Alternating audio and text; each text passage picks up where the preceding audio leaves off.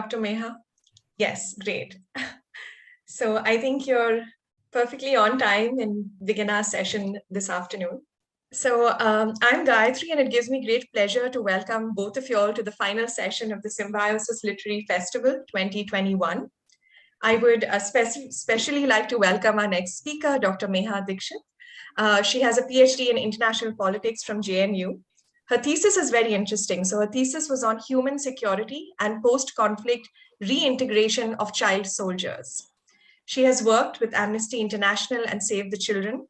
She has worked extensively on the issue of internal and cross-border trafficking along the India-Bangladesh and India-Nepal border. She has carried out extensive field research in Jammu and Kashmir, Punjab, Gujarat, and Rajasthan on the plight of mentally unstable Pakistani prisoners who inadvertently cross into Indian territory. She has conducted field research in various conflict and post-conflict zones, such as Afghanistan, Lebanon, the India-Pakistan border, Kashmir, Maoist insurgency regions in India, northeastern states in India, and on the Rohingya issue in Bangladesh. And having interacted with her, I can tell you that she comes with a bag full of stories and adventures that she has collected over the years. I was just fascinated, and I stayed back and sort of had this conversation with her. So this promises to be a very interesting discussion. Dr. Meha Dikshit will be in conversation with another very interesting person, Mr. Anando Bhakto. So Mr. Bhakto is an assistant editor and special correspondent to Kashmir at Frontline. As you all know, it's a major Indian magazine that enjoys a formidable reputation for in-depth political coverage and informed debate on public policy. Bhakto covers Kashmir for Frontline, focusing on issues concerning security, homegrown militancy, and human rights. What I found very interesting is he travels to Kashmir every month and writes on subjects on which there is very little reportage. His perspective on Kashmir is valued by important geopolitical and strategic actors. And as a full-time journalist keenly pursuing politics as a discipline, Bhakto has reported from across India and has engaged with diverse demographic groups such as farmers, tribes, minorities, and Dalits to sensitize the wider public to their political and social marginalization. So I welcome both these very esteemed speakers to this session. And again, in my conversation with Anando, I realized how, he also comes with his own bag full of very carefully crafted, well thought out questions. So I think the discussion that will take place for around 30 to 35 minutes will be very eye-opening. So after that, we will welcome questions from the audience. So if anyone has a question, you all can, of course, directly sort of send your question using the chat box function directly to Mr. Anando, or you could raise your virtual hand when we invite questions. So I now invite Anando to take over. Thank you. Thank you, Gayatri, and good afternoon, everybody. For centuries, there was a deceptive sense of valor and glory attached to war. Thankfully, we live in times when the majority of us, or at least a plurality of people around us, do not romanticize war. And yet, we have war and tragedies as a consequence of war. But is war only about death, destruction, despair? Or can there be situations when war leads to hope and resilience as well? We do not know because we tend to see war in terms of war crime statistics. And numbers do not measure emotion. Numbers do not measure indomitable will and courage that may be present in the most chaotic situations. How does it feel to be in war, where the dawn skies are not harbinger of hope, but bring bad omen every day?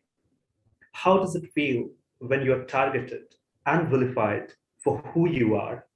Do all these experiences lead to a sense of resignation? Or do these culminate in a sense of unflagging optimism to surmount and to pursue one's dreams? And if that is so, how is that enormous challenge undertaken? Meha Dikshit has some interesting answers.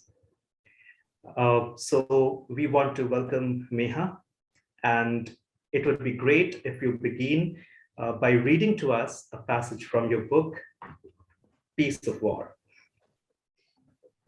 Thank you. Thank you all for, firstly, for having me here. A story, not really a story, but basically my interaction with some female artists in the western part of Afghanistan, which is close to the Iran border. So there's a final chapter which talks about resilience, coping, and hope, because that's been my major focus of the work. As Norina took me through her paintings, mostly somber in shades and tone, she stopped to describe one of her works depicting a marketplace in Herat city, northwestern Afghanistan. Streams of faded crimson, amber, and leaden blue appeared to flow through the skies in the evening market, lending certain heaviness to the entire landscape. Pointing toward the silhouettes of people outside the cafes and shops, she explained in Urdu, which said she had learned from Indian films. मैं लोगों का मिलना जुलना, उनकी दोस्ती, उनकी जिंदगी जो बाजार में है, इस तस्वीर में लाना चाहती थी. I wanted to portray the meeting and friendship of people and their everyday life in the marketplace through this painting.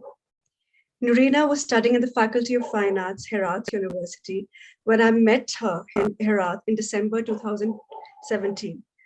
At that time, approximately 65% students of this department were female. This was certainly heartening to know in a country which is often rated as among the worst places in the world for girls' education.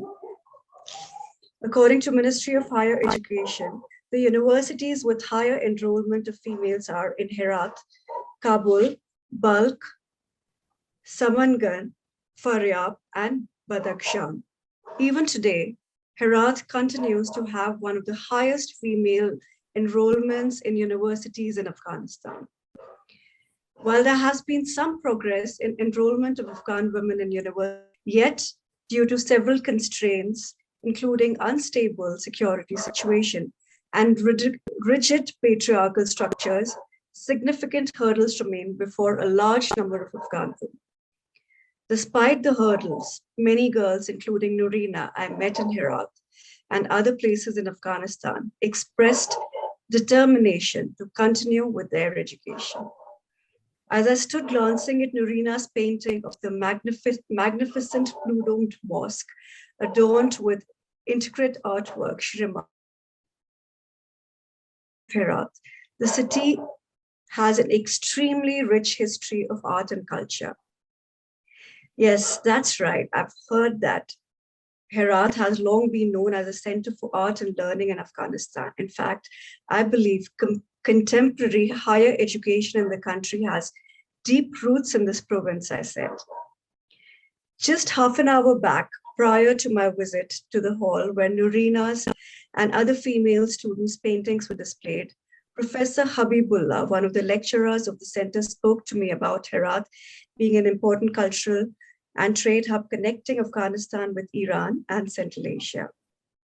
The great share of the cultural renaissance in the region, particularly in the beginning of the 15th century, is credited to the Timurid queen Gohar Shah, wife of Shah Rukh, the youngest son of Tamerlane, he pointed out.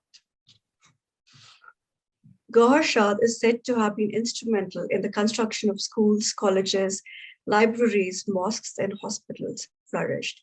She broke the age-old tradition that prevented women from patronizing mosques by building 2 mosques in Herat and Mashhad, a city in Iran that shares a border with Herat in Afghanistan. It was the mosque built under her patronage of Gohar Shah in Herat, which Norina had captured beautifully in her painting. Mahira, another student at the Faculty of Fine Arts, entered the hall and stood next to Norina, who was speaking to me about her work. After a while, both of them accompanied me to the other side of the wall, where some more paintings were displayed. My eyes fell on a painting of 2 Afghan women clad in blue flowing hijab, which covered their faces entirely. Who's made this painting? I asked. This is Mahira's work, Norina said. It is reminiscent of the Taliban regime, even though I have seen some women covered entirely in blue hijab in some parts of Afghanistan, I said. Norina, Mahira, and I got into a conversation about the life of women in Afghanistan after the Taliban regime. Women in Afghanistan, particularly in Herat and Kabul, have come a long way since the collapse of the Taliban regime, Mahira pointed out in Broken Earth. Professor Habibullah had mentioned that in early 90s, prior to the Taliban period, due to its history, Herat had a high concentration of educated people, which included a large number of women, I said. Yes, Herat has always been a place for art and learning, Mahira responded. After the collapse of the Taliban regime in 2001, women once again began to enroll in schools, colleges, and universities.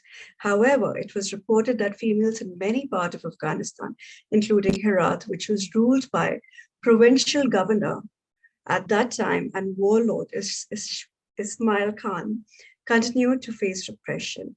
Since then, Herat has come a long way in terms of women's education.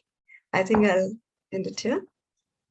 Very poignant, Meha, and at the same time, very electrifying just to know that against all odds, women could be so much in control of their own destinies, their situations, the life around themselves. You have traveled to different war zones and met people who have had such harrowing experiences and yet who have come out as victors. And in fact, you mentioned there's these examples of two ex-combatants, Ziad Saab and Badri, who fought in the Lebanese war, and then they gradually transformed to become fighters for justice. I wanted to know, how did this transformation happen, and what role are they playing in advocating peace and justice for all? So Badri and Raina, they were Badri and the other person from Lebanon I've mentioned. They were basically very young when they had joined or they participated in the conflict. They were very young at that time. And for them, the transformation, it wasn't really a overnight thing. It was more of a gradual process. The transformation they saw within themselves, I'm talking about both of them, which is after fighting for a long time and seeing that violence is not really the answer to any of the problems which were there in their country. So this was one, and also seeing the suffering around, seeing how the country, not just the infrastructure or not just, of course, the lives of ordinary people, physically, how their lives were taken away, their lives were lost, but also how psychologically, people were affected, those who actually lived through the war. So there were a lot of questions Badri had told me were going on in his mind. And I remember it very, very, vividly now that we talk about it, is that he mentioned to me that once they were actually in some rural or remote part of Lebanon, and there were a couple of militias, around that area, and they were basically hiding. So it just happened that there was fighter from another militia who tried to target Badri, but instead a little boy was shot. And Badri managed to move away from there. So that really, it really was life-changing for him.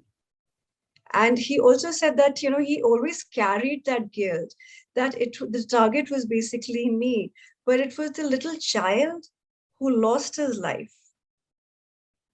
And, he said that was one of course, there were questions going on in his head after seeing the suffering, after seeing the chaos because of the war. But he said that this particular incident was life-changing for him. So that's how he decided to not really, continue with being an armed combatant or being a combatant. And and and then there were a couple of these fighters, ex-combatants, who came together after the war has ceased. They came together and they started focusing on art, particularly on theater and various forms, and they tried to bring together various a large number of youth from different parts of Lebanon to participate. And the focus was how the answer is not war to any kind of situation, and how peaceful negotiation or peaceful dialogue can actually bring about change. So they are doing that tremendous work even now in the country, and they continue to do so. That also gives us the sense that when they gave up arms, there was some kind of acceptability from the society who helped them get integrated. But there have been also situations when we see that even when a combatant has given up arms, there's some degree of prejudice from people. So what is more generally the case? Can I talk about various conflict situations here? Because, it may not really be uniform. I mean, forget about different countries. It may not even be uniform within a particular country, and even a particular, a particular region within that country, and even that community. A lot depends on the acceptance by the community, which I saw in Africa, for instance, because Africa was, one of the most important conflicts. I mean, this was because this was one of the first post-conflict region I traveled to, and I got a chance to interact with a lot of ex-combatants over there, and mostly who had participated in the war as little children, some as young as 6. But like if I can talk about the reintegration process in over there in Sierra Leone, so it essentially had mixed results. I've spoken to not just the child soldiers, ex-child soldiers, but even the families and different NGOs, local NGOs, and also activists and those who work with various UN organizations and who have been part of reintegration teams. So I've spoken to all of those people. And what I realized that it had mixed results in terms of at least the reintegration, because disarmament was largely said to be successful, and demobilization and reintegration had its challenges, because, and especially, those who had participated or who were part of RUF, which was the Revolutionary United Front, and that's how the war had begun, in Sierra Leone, from them, when a band of fighters got together and decided to fight against the injustice in the country, and gradually it descended into a very chaotic and a very, very brutal outfit. And those children who had participated in RUF, people were reluctant more than those who had participated in the AFRC or Kamajors, because RUF was said to be really brutal. So it was, and these little children had carried out or a lot of atrocities on the population, on the locals, like engaging in arson and amputations and killings, and even young children. I remember, like, some teenagers were telling me, or some young, when during the war, I'm saying, of course, when I met them, they were, probably in their 30s. So they said that we did, commit so much atrocity and even, rape. They told me that they'd even sexually abused women. So people, especially those, with RUF, they were very, so it was very difficult for them, and especially in the Kono region, which was the stronghold of the RUF. But otherwise, a lot of others also I met said that community, there was a huge response, great response from the community in accepting them. And even though I mentioned that people were reluctant to accept ex-child soldiers from the RUF, there were some families and even communities who did accept these. And these local organizations such as Farm Will Talk, which focused essentially on the community-based approach. They were very effective in trying to bring about, a certain reconciliation between the communities, trying to build trust. So there were a lot of activities happening by then. So I would say on the whole, to conclude, that the results have been mixed. In terms of acceptance, it's been difficult. But if communities are willing, if families are willing, then there has been far greater and a positive response in these. Follow-up questions there. Of course, your book deals at great length with the issue of child soldiers, and that's something intriguing, depressing, outrageous. But I want to understand that how does a child become a combatant? I mean, is it always by way of coercion, or have you also been to societies where there is some degree of conviction that all of us should fight for a cause, including women and children? Yeah, so I would say both. A lot of times, if you're looking at conflicts in Africa, particularly, or even in South Asia, for instance, a lot of them have been recruited or have been coerced and even abducted to participate at a very young age, as young as 5, 6. But and there are cases of youth or young children. I mean, I would say more like, although these definitions, children, who's a child, who's an adolescent, who's youth, they are not uniform because, different societies or different countries have their own definitions. But if I generally go by the definition of the United Nations, which talks about a child being someone who's below the age of 18, if I go by that, and if I go by the delineation based on a child, an adolescent, and youth, then adolescents, a lot of them, like teenagers in different parts of the world, I've seen is that they were also, very, what do you say? They were kind of influenced, because a lot of conflicts you would see that when the war has begun, or where, the civil war is going on, and there is chaos, education has been disrupted, there's large-scale unemployment. And so a lot of children, or a lot of young people don't really have anything to do. So there have been cases in such situations, they have been attracted to join armed militias. Mm-hmm. Also, and it could be because of various reasons. It could be because there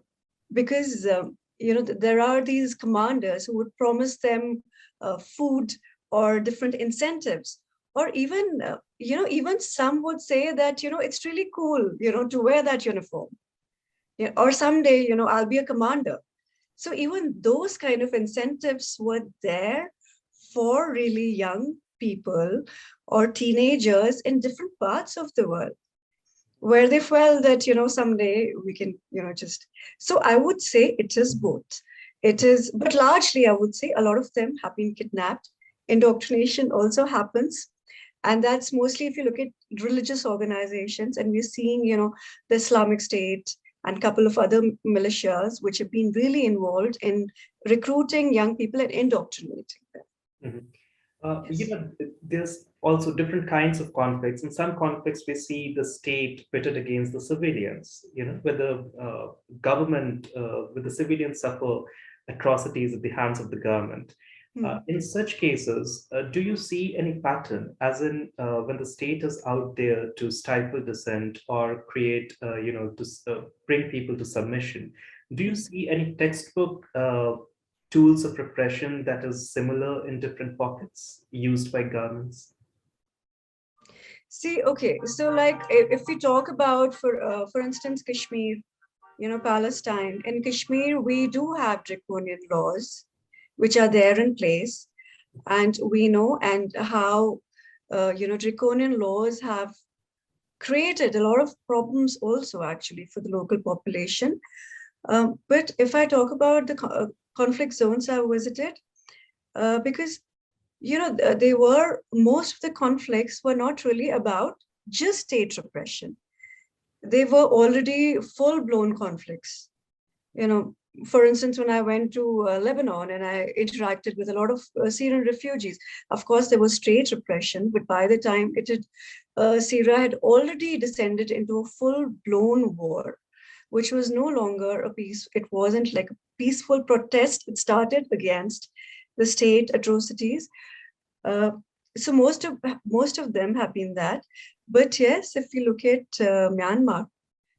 Myanmar, for instance, if you look at, because I traveled to Myanmar December 2019 and December 2017, 25th August, December 2017, which is what they call the Genocide Day, is a lot of Rohingyas had actually started to travel to different parts, the neighboring countries, right? And is there, while all of this is unfolding, is there a complete subversion of the justice system? Are you talking about the Rohingyas case, right? Yes, Rohingyas or Kashmir or Palestine or wherever the state is in conflict with its citizens. Yeah. So mostly, this is what I've seen. Mostly, it has been, if I talk about Myanmar, for instance, then of course, all of us know how, they have been denied citizenship rights, from 1982. And even in 2014, when the census was carried out after 30 years, when even the government decided, there have been reports that the government decided that Rohingya can register as Rohingyas, right? But there was a lot of pressure apparently from the Heartline religious organization, Buddhist nationalists, who were against it, and government had to bow down to pressure from the Buddhist nationalists.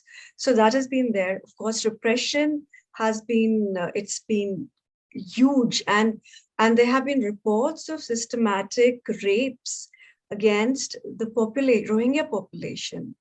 And, to the extent that the women or young girls are not able to conceive anymore. So that kind of brutality has been reported in these areas, and which is by the security forces or the military has been reported.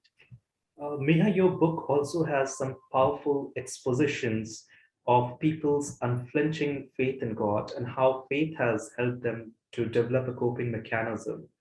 But some people may contend that when we have a society where religion is so predominant, there can be religious groups or other fundamentalist groups who can exploit these sentiments for indoctrination. So what has been the case? Okay, I would say that, when I was writing about religion here, or when I'm talking about people having faith in, if I have really talked about like Kashmir, or I've talked about even Syria, Middle East, where people said that now we just have faith in Allah, right?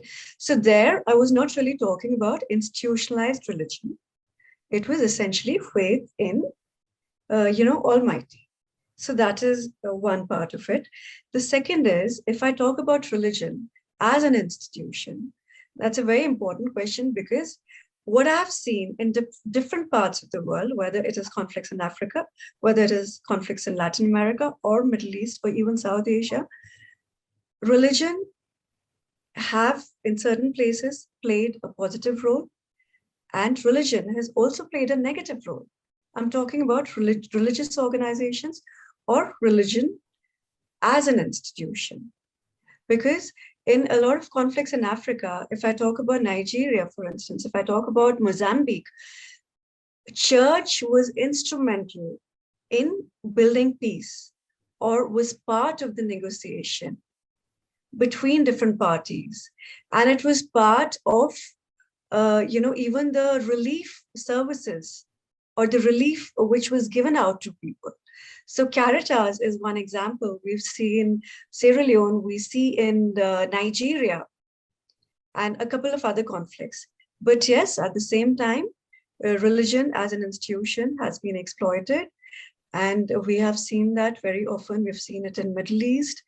We have seen it in Pakistan, Also, we have seen it in, radicalization. We've seen it in Myanmar, like how I mentioned about the 2014 census, right? And there was so much pressure from the Buddhist nationalist. So it's been there, of course, I've seen. So I feel that religion has played both negative and positive role depending on the different context and the different situation. There are also, there's a chapter in your book that chronicles how women in conflict regions have been subjected to sexual violence. Now, and that seems to be a recurring phenomena in most conflict regions. Right. The inevitable outcome of that is the confinement of women to their own houses. And when all of that is happening, one would imagine that this risks normalizing sexual violence because of the propensity of it. And so based on your interactions with survivors of sexual violence or based on your observations of these societies, do you see this translating into more and more conservative attitudes towards women and augmentation of the patriarchal structures in such societies? Okay, so having traveled to different parts of the world and different conflict zones, or even post-conflict zones, I would say that mostly in most situations of armed conflict or war, orthodox gender roles are often reiterated or re-entrenched or even buttressed most of the time. That happens. And even as far as sexual abuse is concerned, we see it in different conflicts. Like I was talking about Myanmar, then there's so many other cases. If you look at Yugoslavia, so over there, and even in Myanmar, I talked about how United Nations reported the genocidal intent of the military, and also spoke about the sexual abuse. So of course it's been there. But interestingly, I would also give an example of Eritrea, which I was reading, and this is couple of years ago. I was reading about it and I was researching on it, and I saw how when these women fighters who were fighting against for the freedom struggle, basically in Eritrea, they felt empowered when they joined the armed group, to fight for the freedom. And it was getting out of those traditional or orthodox gender roles into a territory which was even physically and even otherwise, metaphorically, which was very different from the roles they had seen previously, because they were into the territory which essentially was a male territory of being able to participate, to fight for the freedom of their country. And also there have been studies and there have been some research. We've pointed out that how when these women had to demobilize, they were very disappointed because they had to go back to the society which saw them differently, and they actually got back into spaces which were more orthodox. So they saw that kind of transformation. So that is one example, but it doesn't really happen in most conflicts. So that's very interesting, because this is something that most of us wouldn't know.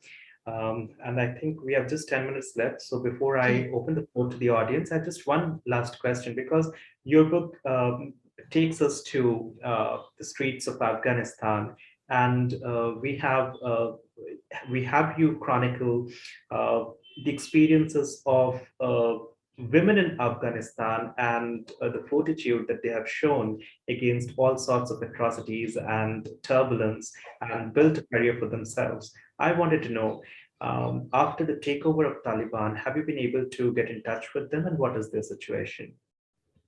So I am in touch with, some of the painters I mentioned. And one particularly, she's called Nurina in my book because I changed her name.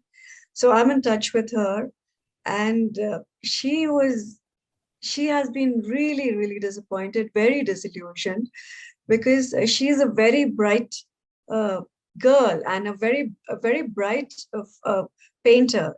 And I had an opportunity to see her paintings, which were really amazing. And how she told me that she's able to find hope through her paintings. So it's through that, and she was really keen on traveling to different parts of the world. And you know and she, when I had a conversation with her, she interestingly said, I feel very disappointed whenever people talk about Afghanistan, they say that they think of terror, they think of suicide bombings. She said, but there is a world beyond that. We have such amazing culture, art, very interesting traditions, and and Herat is an amazing city if you go there. With beautiful infrastructure, with beautiful architecture, and you see the influence from the former Persian Empire. So you do have that kind of influence, and so she said that basically what I want to do, I'm really interested in going to different parts of the world, going for exhibitions, and telling the world that there is much more to Afghanistan. And sadly, now when I see her really helpless, and she was telling me that she's really interested maybe to get out of Afghanistan, come to India, and maybe able to start her painting again, because she said that she has just been at home, she's not painting at all. So it's really disheartening to see these women I interacted with. It's indeed very depressing to know that, but we do hope that they have a better future, all of them, men and women living in Afghanistan. And I think we now open the floor to the audience for their questions, and they have to keep it brief, and they can introduce themselves. Thank you for sharing your very insightful experiences of these conflict zones. During your work in conflict zones, were you ever worried about your own safety? And how did you navigate difficult situations? Do journalists and researchers like you have any kind of support systems to fall back on? And this question is by Manisha Matthews. Thank you. Okay, thank you for the question. Honestly, I have hardly been worried about my safety, because I feel that if I really think about that, I would not be able to do my work. So it's not really, it hasn't really occurred to me. I think it was only one instance I remember. I was in Nangarhar. I was sitting there. This is a couple of years ago, and I was sitting in the car, in the taxi, and there was a taxi. The driver, the person who was sitting, he told me about suicide bombing just few days ago, and in that particular area, around that area. So it just made me a little anxious, I think, for some time, maybe just for a few minutes. But I think I got over that thought, I believe. But otherwise, I haven't really, honestly. As far as support system is concerned, I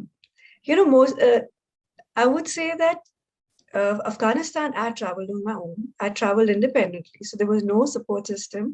It was essentially that I got in touch with, one of my students who is at Kashmir University from Afghanistan, and through her, I got in touch with some people over there, some journalists. I got to know them, so they were very helpful. And then I also got in touch with a doctor over there in Afghanistan. He was instrumental, helping me reach out to different places. So yes, in that sense, so whichever part of the world I traveled to, because in Sierra Leone, of course, I went as part of my PhD field trip. So other than that, I mean, there was no support. I mean, there was just a partial, just to fund partially. That is all by JNU. But other than that, I had to do my networking myself. And then through the networking with different organizations, with UN, with local NGOs. And so that's how I try to build my network in most places. And that has mostly worked. Right. Yes. So if there are any final questions, you all could just raise your hand and we could invite you to sort of unmute yourself and pose your question to the speaker. Or I can just ask one. Right. Yes, Ananda, because we only have 2 minutes left, so I think we'll end with your final question. Just adding on to these experiences of women you have chronicled in your book, what is the community's reactions to women who have survived sexual violence? Community's reaction. It's been varied. It's been different in different places. If I give an example of Sierra Leone, we have just, I think, must be 1 minute. So in Sierra Leone, a lot of women did not participate in the DDR process, many of them, because of the stigma, right? Because many of them were used as sex slaves. And from a very young age they were gang raped, and they had like some really horrifying experiences over there in Sierra Leone. So many of them were, of course, very wary of participating. So it's been mixed. They some did not reveal when they went through, or they did many of them didn't go through the DDR process. But otherwise, some families were accepted them, communities accepted them, and this was essentially the kind of trust which many local organizations were able to build. So that was one of the things. But another thing is that it also be very difficult to assess because there were no monitoring mechanisms in place. So that was one of the major things. And and not just Sierra Leone, this would happen in different places where the DDR process takes place. But then how do you gauge? I mean, okay, disarmament has happened, demobilization has happened, reintegration, maybe the physical aspect of it, in terms of their education, in terms of their employment, or reintegrating into civil society. But how do you assess that they actually accept it when there are no monitoring mechanisms? So that has been a challenge. All right. And I guess with that, we have to conclude here. We have completely run out of time. So it truly was an engaging conversation. For Peace of War has not only diverse ethnic and racial diversity of backgrounds, but also diversity of experiences. And each one of its protagonists has a story to tell, has some inspiration to give, and their experiences, their journeys, I am confident will go a long way in augmenting existing research on how to cope trauma and how to build implementable solution models to reintegrate people into society. And I also feel that this book will amplify the message of survivors and inspire us, drive us to create conditions, create a support system where we have more survivors of war rather than victims of war. With that, I thank you, Neha Dikshit, and over to you, Gayatri. Thank you so much. I thank once again Dr. Neha Dikshit for sharing of her rich insights, right? And what is so wonderful is all of everything that she's been talking about is drawn directly from her experiences. I also thank Mr. Ananda Bhakto for moderating the session so expertly. This entire discussion has been such an eye-opening experience for all of us listening in. So a special thank you once again to both of you. Thank you. Thank you. Thank you for having me. Yes.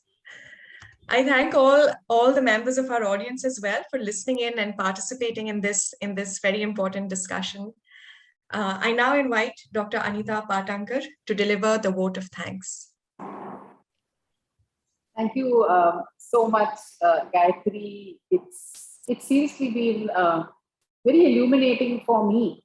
I haven't studied the subject that Dr. Neha was talking about. And to be honest, Dr. Dikshit, I'm a little ignorant about all of these details, but I got what you were saying, and very rich experiences. I'm going to pick up the book and read it, and definitely would like to invite you to Symbiosis to have conversations, especially with everyone, of course, but especially with students who study sociology and history and international relations and political science, defense studies.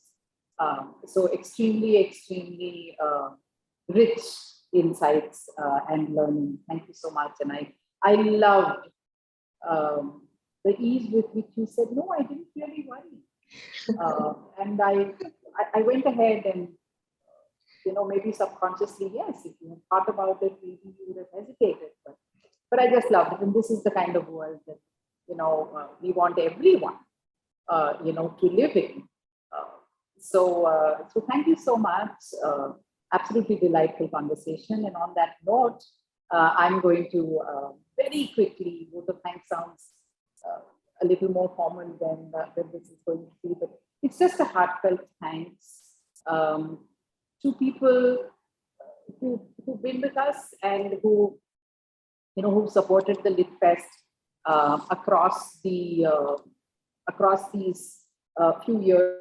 In 2018 when we started, it was small, meant for students, faculty, and I'm happy that it's remained small, and we're happy with the very small, intimate conversations.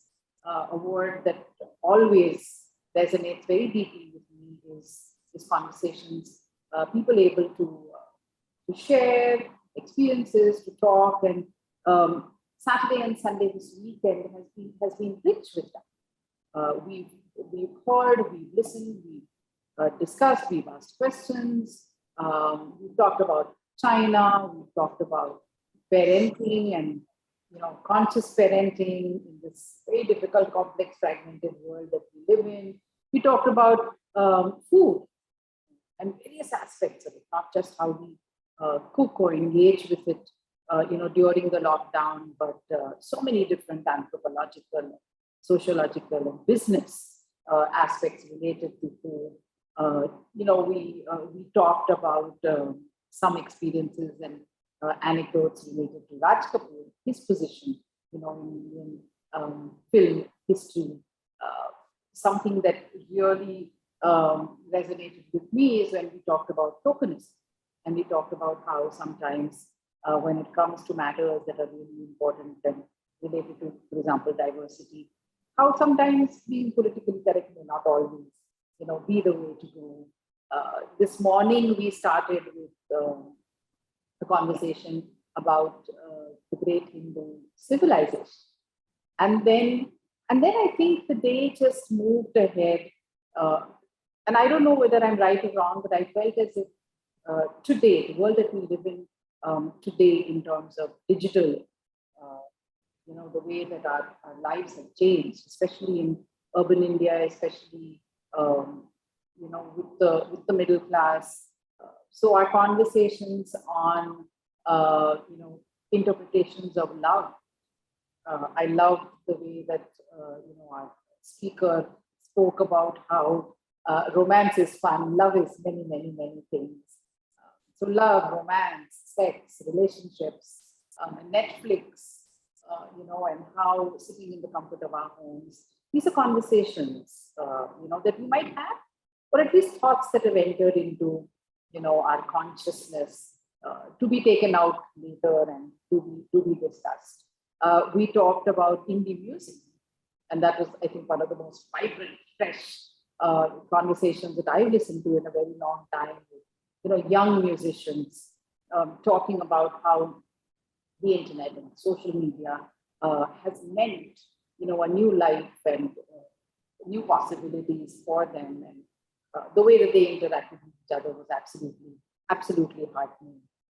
As someone who often struggles with technology, I was interested to hear what Reluctant Technophiles was all about, and I'm so happy that we're ending this note, on resilience and hope. Stories of survivors, which is a great note to end on. So let me first do a couple of things. Let me thank all the speakers, all the experts, authors, experts, moderators who joined us to make these 2 days absolutely bursting with ideas, with experiences, and with points for us to take back and to have conversations or simply think about. Let me thank Sage for their support. Sage and the wonderful team at Sage, Aarti and Vivek and everyone, absolutely, Shapina and absolutely everyone are as good as part of Symbiosis. So thank you to them. And then last but not the least, we have a tremendous team at Symbiosis. I'm extremely thankful. I'm not going to say I'm grateful to them, because I think the Symbiosis Literary Festival is co-owned by all of us. So whether they are the team in IT or they're the team in branding and social media, whether it's the students who fixed in, faculty members like Sulakshana and Suchetna and Gayatri who joined in, whether it's the leadership that said, this is the kind of Lit Fest that we want and have been joining in. A huge, huge, huge thank you. And on a note of meeting you next year, again, in the comfort of your homes, looking forward to planning the next Lit Fest. Have a great rest of the Sunday or wherever it is that you're joining from. But do think about some of the things that we talked about, conversations that spill over the dining table with our families and friends are always the very, very best. So a big thank you to everyone. Thank you for joining us. Do send in your feedback, and we'd love to take that. If you have ideas for themes for next year, do send them to my website. My email is on the website, director@ssla.edu.in. I'd be happy if you know someone who you think we'd love to listen to. Do send us that. We've already started planning for the next one. Stay safe, stay hopeful always, and thank you very much.